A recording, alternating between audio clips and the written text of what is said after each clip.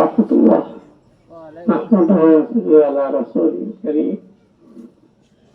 মাইয়ের আমার প্রতি ওনার জন্য দোয়া করবেন, আল্লাহ তাআলা ওনাকে জান্নাত দান করেন। আর ওনার যত ভুল ত্রুটি হয়েছে এগুলো আল্লাহ ক্ষমা করে দেন। আর ওনার ছেলে এবং মেয়েদের জন্য সবাই দোয়া করবেন, আল্লাহ তাআলা তাদেরকে ইসলামের খেদমত ছয় ভাই তারা সবাই হাফেজ হয়েছে, মেয়েরাও আছে, তারা যেন ইসলামের কাজটা দেখতে পারে এই সুযোগটা আপনারাও দিবেন এবং সহযোগিতা করবেন আর দোয়াও করবেন। আর সবার শেষে একটা কথা বলি, আপনার দুনিয়াতে আসছি আর আসবো, আল্লাহ তাআলা আপনাদেরকে ইচ্ছা আমাদের আপনি কেউ নিজের ইচ্ছা আসেনি, আল্লাহর ইচ্ছা আমাদের দুনিয়াতে পাঠাচ্ছেন শুধু এক পরীক্ষা করার জন্য যে আমাকে জান্নাতবাসী হবো না জাহান্নামবাসী হবো। এই পরীক্ষা পাঠাইছেন।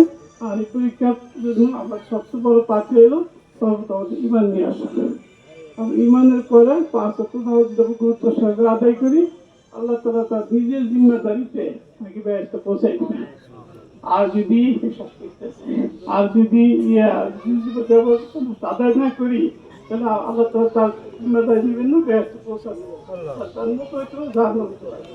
আমরা সবাই আজকের থেকে অঙ্গীকার করে যখন আমাদের সময় আপনারা ঠিক করে আল্লাহ তাআলা আমাদেরকে 5 ওয়াক্ত নামাজ গুরুত্ব সহকারে আদায় করতে হবে। Para